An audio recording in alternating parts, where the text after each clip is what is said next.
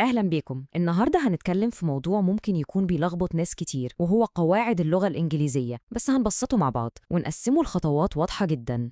خلاص موسم الامتحانات قرب، وقواعد الإنجليزي دي بتبقى عاملة زي هم كبير. بس ما تقلقوش خالص، الهدف هنا إننا نسهل التحدي الأخير ده. هل فعلا قواعد اللغة الإنجليزية دي جبل صعب نطلعه؟ طيب، الشرح ده هيكون هو الخريطة بتاعتنا. هنقسم الجبل ده لخطوات صغيرة وبسيطة عشان نوصل للقمة مع بعض. يلا بينا نبدأ رحلتنا، وأول محطة لينا هي فن التعامل مع الزمن. يعني لازم نفهم الأزمنة الأساسية: الماضي والحاضر والمستقبل. المضارع التام ده بقى حدث بدأ في الماضي بس لسه له تأثير لحد دلوقتي. المصدر بيوصفه وصف عبقري، بيقول إنه حاجة بدأت في الماضي ولسه راقدة على قلبك. التشبيه ده بيخلينا نفتكر دايماً إن أثره لسه موجود. نيجي بقى لنقطة بتلخبط ناس كتير: الفرق بين since و for. الموضوع أبسط مما نتخيل.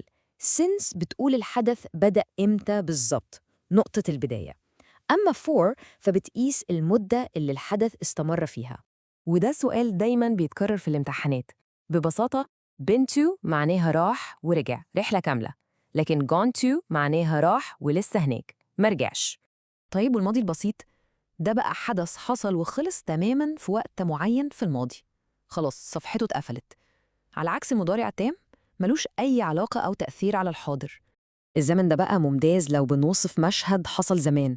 يعني تخيلوا كده، كان في حاجة بتحصل ومستمرة، وفجأة حاجة تانية دخلت قطعتها. زي هي كانت بتذاكر وفجأة النور قطع.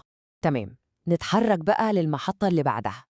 هنا هنتكلم عن المودلز أو الأفعال الناقصة، وإزاي بتدي للجمل بتاعتنا معنى وعمق أكتر وتخلينا نعبر عن نفسنا أحسن. لما نيجي ندي نصيحة، الموضوع فيه درجات. ممكن نبدأ بحاجة خفيفة زي should كنصيحة عامة.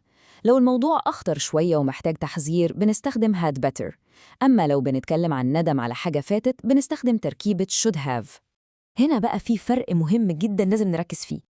mustn't دي معناها ممنوع منعا باتا، في حظر. لكن don't have to معناها مش مضطر، يعني في حرية الاختيار تعمل الحاجة أو ما تعملهاش.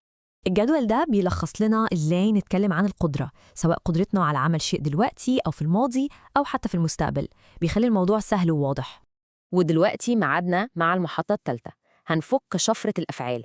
يعني إمتى الفعل اللي بعده ياخد ing وإمتى ياخد to المصدر. نقدر نعتبر القايمة دي زي ورقة مساعدة كده.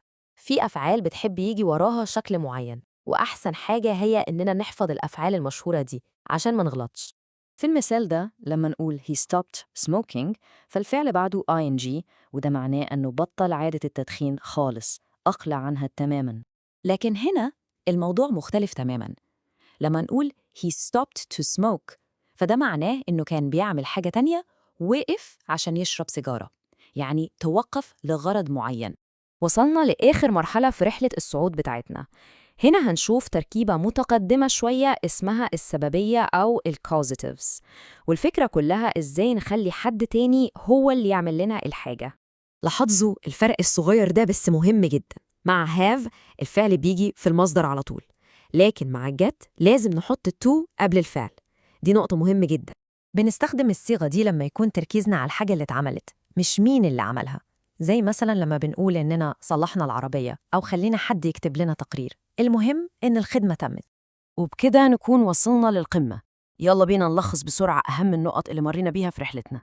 الخلاصة إن الأزمنة هي اللي بتحكي قصة الوقت، والأفعال الناقصة بتدي للمعنى عمق أكبر. أما أنماط الأفعال فهي زي الكود اللي لازم نفكه، والسببية بتساعدنا لما نحب نفوض حد يعمل لنا حاجة، والنقط الصغيرة زي الفرق بين since و for هي اللي بتفرق فعلا في الدرجات. طيب، بعد كل ده يا ترى إيه القاعدة اللي كل واحد فينا بقى حاسس بثقة أكبر ناحيتها دلوقتي؟ التفكير في النقطة اللي اتحسنت دي طريقة ممتازة لتثبيت المعلومة. ولازم نفتكر دايماً إن أي تحدي كبير لما بنقسمه لأجزاء صغيرة بيبقى أسهل بكتير. بالتوفيق للجميع.